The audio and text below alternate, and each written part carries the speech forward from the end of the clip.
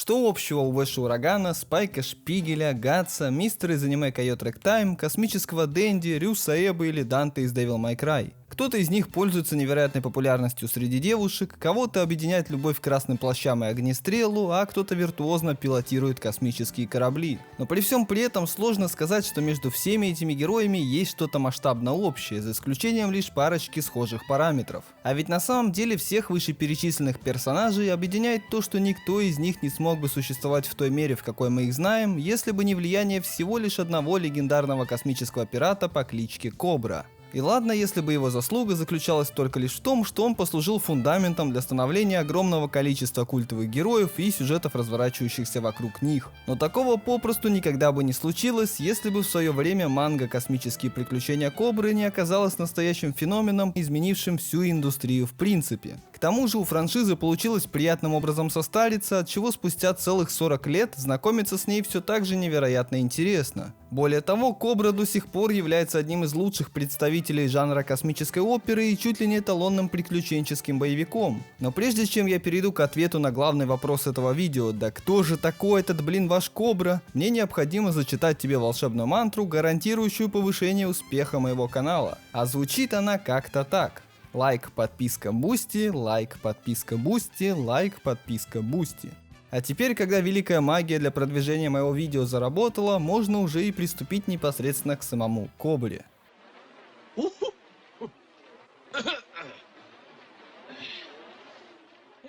Где-то в далеком космическом будущем мы знакомимся с неким человеком по фамилии Джонсон, самым обычным офисным работягой, живущим от зарплаты до зарплаты и мечтающим однажды обновить своего вечно барахлящего робота-помощника на новенькую модель. И вот в один из своих выходных дней Джонсон отправляется в салон программируемых снов, в котором тот, пытаясь уйти от своей скучной и повседневной жизни, просит отправить его в сновидение, в котором он окажется капитаном космического корабля в окружении десятка красивых девушек. Но оказавшись в царстве грез, что-то начинает идти не по плану, и вместо желаемого сна Джонсон видит, как он в роли космического пирата по прозвищу Кобра на пару с железной девушкой по имени Леди Армороид попадает во всевозможные космические приключения. И не могло найтись противника, способного того остановить, ведь он оказывается вооружен удивительным и смертоносным оружием под названием психоружье, спрятанным в его левой руке, устрашающей силы которого побаиваются даже самые отпетые головорезы. Тем не менее, все начинает идти наперекосяк, когда на личность Кобры обращает свое внимание крупнейший криминальный синдикат, носящий название Гильдия Пиратов, боссы которой желают заполучить в свое подчинение такого легендарного и опытного рекрута. Но тот от такого заманчивого предложения само собой отказывается, из-за чего становится заклятым врагом гильдии, а за его голову назначают высочайшую награду, после чего за Коброй начинается самая настоящая охота. И пусть он в состоянии за себя постоять, каким бы страшным и опасным при этом не был враг, но быть постоянно в бегах все-таки не самое приятное положение дел, так что Кобра оказывается вынужден уйти в подполье, и на этом моменте сон главного героя подходит к своему концу.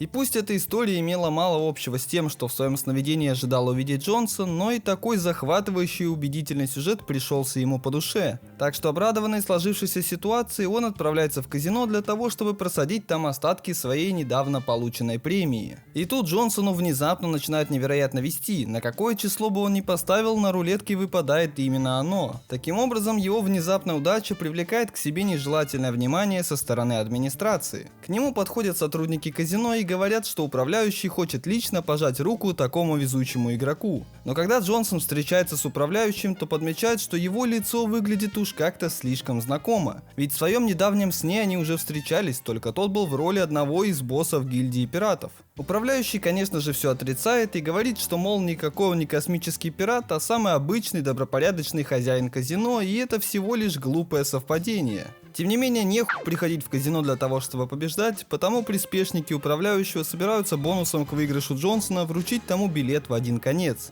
И тут, находясь в критически опасной ситуации, будучи прижатым к стенке, его левая рука испускает немыслимой силой энергию, которая мгновенно отправляет его противников на тот свет. И Джонсон, понимая, в какой же жопе он оказался, перейдя дорогу гильдии, спешит скорее домой для того, чтобы собрать все свои вещи и бежать из города как можно скорее и как можно дальше. И тут-то пазл в его голове начинает складываться, и к нему приходит понимание того, что его сон, возможно, и не был таким уж нереальным. А вместе с этим осознанием по его душу приходят приходят головорезы гильдии, уже давно жаждущие возможности окончательно разобраться с Коброй. Но тут к нему на помощь приходит его верная и бессменная спутница, которая все это время скрывалась в теле робота-помощника, ожидая, когда же Кобре вернутся его воспоминания. И уже вдвоем они дают взбучку приспешникам гильдии, после чего леди рассказывает Кобре о том, что же на самом деле случилось с главным героем 5 лет назад.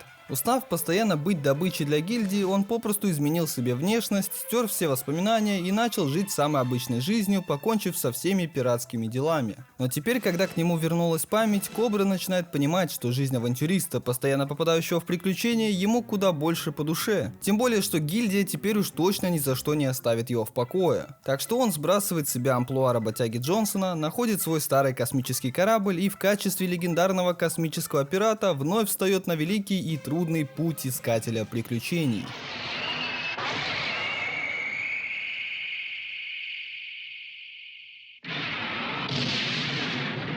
Кто смотрел фильм «Вспомнить все», тому сюжетная завязка Кобры может показаться очень даже знакомой. Только вот фильм с участием Арнольда Шварценеггера вышел на целый десяток лет позже. Тем не менее, связь между Коброй и западным кинематографом определенно присутствует. Ведь по своей сути этот тайтл — собирательный образ всего того крутого, что в 80-е годы могла предложить мировая и в частности американская культура. Это одновременно очевидное подражание таким сериям приключенческих фильмов, как «Джеймс Бонд» или «Индиана Джонс», и в то же время омаж в сторону уже классики жанра космической оперы, Барбареллы и Звездных войн. И даже тому самому еще не пугающими своими жадными аппетитами Диснею нашлось свое место в истории в лице пришельца своим внешним видом, явно отсылающего к Дональду Даку или Черному плащу. А образ и внешность главного героя и вовсе были списаны с популярного в те годы французского актера по имени Жан-Поль Бельмондо. Причем подобное решение самим французам настолько сильно понравилось, что во Франции франшиза Кобры популярна ничуть не меньше, чем в своей родной Японии. Вплоть до того, что где-то в 2010 году французский режиссер Александр Ажа из своей собственной любви к тайтлу вызвался дать тому полноценную киноэкранизацию, для чего даже слетал в Японию, где встретился с мангакой для того, чтобы обсудить с ним все возможные нюансы. Но, как это обычно и бывает, на каком-то этапе производства проект зашел в тупик и так никогда и не увидел свет. Во многом, конечно же, из-за того, что было бы невероятно трудно найти достойного кандидата, способного отыграть настолько харизматичного героя. Напиши, кстати, в комментариях, кто, по твоему мнению, отлично бы сгодился на эту роль. А до этого еще в конце 90-х в гости к автору Кобры также приезжал другой куда более известный французский кинорежиссер по имени Люк Бессон в рамках продвижения своего тогда еще нового фильма «Пятый элемент». Во время встречи оба автора взаимно выразили респект за весомый вклад в развитие жанра фантастики, пожмакали друг другу руки и сделали великолепное совместное фото с разрешением 10 на 10 пикселей. В общем говоря, связь между Коброй и западной культурой, в частности кинематографом, неразрывна и местами очень даже очевидна. Но все-таки космические приключения Кобры — это в первую очередь манга, которая создавалась в Японии и предназначалась к чтению самими японцами. А началось для данной индустрии все весьма типично. В середине 70-х годов молодой Буичи Терасава перебирается в Токио, где в качестве художественного ассистента устраивается на работу в студию Осаму Тедзуки, и там получает весь необходимый опыт прямо из первых рук. И уже достаточно скоро, всего лишь через пару лет, он достигает солидных результатов, благодаря чему попадает на работу в тогда еще молодой, но уже достаточно перспективный журнал под названием Weekly Shonen Jump. Примерно в то же самое время, под конец 70-х годов, среди японских атаку оказывается очень популярная манга под названием «Космический пират Капитан Харлок» за авторством Лэйдзи Мацумото, которая повествует о приключениях такого весьма классического и, может быть, даже архаичного пирата, бороздящего космические просторы. И когда Терасаве предстояло написать для Джампа свою оригинальную историю, он, судя по всему, взял того самого пирата Харлока и придал ему более современный вид. Так, в 1978 году появилась манга «Космические приключения Кобры». И сказать, что это был полный все равно, что ничего не сказать. Ведь мало того, что Терасава освежил и без того популярную и любимую читателями концепцию, так еще и визуально оформил ее так, что качество картинки, ее стиль и детализация удивляют до сих пор. Чтоб ты понимал, какое-то время Харлок и Кобра издавались параллельно друг другу. И вот как олдскульно и местами просто выглядел первый, и вот как круто, свежо и необычно выглядел второй. Это даже не говоря о том, что на тот момент практически все манго-художники подражали стиле манере Тедзуки, из-за чего стилистически преобладающая часть работ выглядела плюс-минус одинаково. И это только спустя годы в игру вступят Тецуо Хара, Хирохика Араки и многие другие талантливые художники, которые начнут экспериментировать и оттачивать свой собственный узнаваемый стиль. Но одним из первых подобных авторов, отходящих от канонов, с уверенностью можно назвать Буичи Терасаву. А все дело в том, что свою работу он рисовал не как классическую японскую мангу, а скорее как западный комикс. И действительно, если не знать страну происхождения, то затруднительно найти в манге что-то такое, что визуально или даже как-то косвенно отсылало бы к японской культуре. Потому получилась удивительно выигрышная ситуация, в которой японские читатели, читая мангу, видели в ней особо ими любимый западный колорит. А западные читатели, наоборот, получали что-то им приятно знакомое, но при этом в необычной оболочке, в которой как-то где-то между строк чувствовалась та самая японщина. Помимо самих по себе западных комиксов как культурного явления, на художественный стиль Терасавы повлияли и вполне конкретные авторы. Тут, скорее всего, не обошлось без участия Фрэнка Фразетты, чьи иллюстрации в 80-х и 90-х годах стали чуть ли не единственно верным способом визуализации жанра фэнтези. А также на него, вероятнее всего, повлиял художник, его земляк по имени Сараяма Хадзиме, который в своем творчестве сексуализировал металл в обличии женского тела. Во всяком случае, есть что-то общее между образом Леди Армороид и ключевыми работами Сараямы. Как бы там ни было, по итогу Кобра, удачным образом вобрав в себя все самое необычное и актуальное для того времени, вполне закономерно оказался настоящим хитом. У этой манги буквально с самого ее запуска закрылись все ячейки карточки бинго, выигрышным результатом которой оказался мировой успех. Потому манга «Космические приключения Кобры» долгое время была одним из популярнейших тайтлов, издававшихся в Джампе, а издания Кобры в формате танкобон разошлись тиражом более 50 миллионов копий. Да, это не так много по сравнению с Наруто, One Piece или Dragon Ball, но тем не менее это на том же уровне, что и такие тайтлы, как Берсерк, Крутой учитель Онидзука или Initial D. Так что на тот момент в индустрии манги Буичи Терасава был самой настоящей восходящей рок-звездой, при том, что ему тогда было всего лишь около 25 лет. Причем он был настолько крут, что ему в качестве великого исключения было разрешено подготавливать новую главу манги, не укладываясь в еженедельный срок, при том, что его работа все еще издавалась в журнале Weekly Shonen Jump, в названии которого слово «weekly» означает «еженедельный». А все дело в том, что Терасава очень требовательно и щепетильно относился к качеству своего рисунка, и потому физически не смог бы укладываться в такие жесткие временные рамки. Так что редактор журнала, который сам по себе в некотором роде был фанатом Кобры, пошел на такой своеобразный уступок. И хоть в видео про Го Нагая я рассказывал о том, как он в начале 70-х годов перевернул всю индустрию с ног на голову, сделав мангу более взрослой, серьезной и жестокой, но тем, кто перевернул эту индустрию еще раз, однозначно оказался Буичи Терасава. И, кстати говоря, есть даже их совместное фото, на котором эти два плохиша после фестиваля научной фантастики в 99-м году сидят вместе и кушают. И если, глядя на Нагая, звание рок-звезды своего времени к нему можно применить весьма условно, то Терасава всем своим видом этому образу полностью соответствует. Не зная о его роде деятельности, можно предположить, что это какой-то популярный японский актер или какой-нибудь кинопродюсер, но уж точно не тот, кто сидит в потном и душном подвале и целыми днями рисует мангу для задротов. И раз уж его манга находится на своем пике популярности, то следующим логическим шагом оказывается дать ей полноценную аниме-экранизацию. И даже тут для Кобры сошлись все звезды, так как ее режиссурой займется Осаму Дэдзаки, человек, который до этого успел поработать над множеством уже классических тайтлов, таких как Люпен, Дороро или Завтрашний Джо. Так что более подходящей кандидатуры на эту должность на тот момент попросту невозможно было представить. Правда, сначала в 1982 году по Кобре выйдет полнометражный фильм, который, несмотря на хорошую картинку, окажется на самом деле очень даже средним. Дело в том, что сюжет там значительно сжали и перекроили, что по итогу получилось немного странно. Но, видимо, таким образом студия TMS просто пыталась прощупать, нужна ли зрителям вообще аниме-адаптация Кобры. И оказалось, что все-таки нужна, так как всего лишь через пару месяцев начнется трансляция полноценного аниме-сериала, который на этот раз в большей степени будет соответствовать своему первоисточнику, а вместе с тем разделит с ним его культовый статус. И глядя на то, каким получился этот аниме-сериал, становится очевидно, что при его производстве студия никаких ресурсов не жалела, так как до сих пор он смотрится сочно и зрелищно, реалистично даже по меркам современной анимации, и уж тем более запросто уделывает практически всех своих ровесников.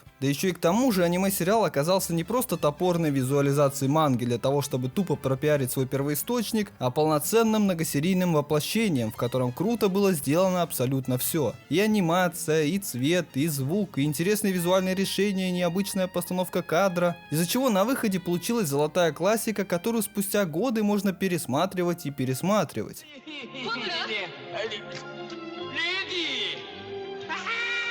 Тем не менее, несмотря на все успехи, в какой-то момент, что выход аниме-сериала, что выпуск манги подошли к своему концу. И тогда встал закономерный вопрос, а что же делать дальше? И ответ Терасавы был вполне очевиден. Конечно же, продолжать экспериментировать. Так что он, будучи адептом технологического прогресса, начинает отходить от концепции классической черно-белой манги, нарисованной на листе бумаги, и все больше засматривается в сторону цифрового рисунка. Так, в 1985 году на свет появляется манга Black Knight Bad, которую Терасава рисовал преимущественно на компьютере, а потому, в отличие от каноничной манги, она оказалась цветной и с большим обилием объектов, созданных при помощи 3D-моделирования. По меркам 1985 года выхода это определенно был своего рода полный отвал жопы, но так как сюжетная история оказалась очень слабой, то о повторном успехе Кобры уж точно не могло идти и речи. Тем не менее, для Терасавы это означало лишь то, что надо просто продолжать двигаться в этом направлении, пока что-нибудь все-таки не получится. И через пару лет, в 1987 году, он переключается с фантастики на киберпанк и начинает работу над широко известной в узких кругах мангой под названием Гоку Полуночный глаз, которую впоследствии экранизирует Йошиаки Кавадзири. Про получившийся результат я рассказывал в одном из своих прошлых видео, посвященного творчеству Кавадзири, ссылка на которое появится в подсказке справа сверху.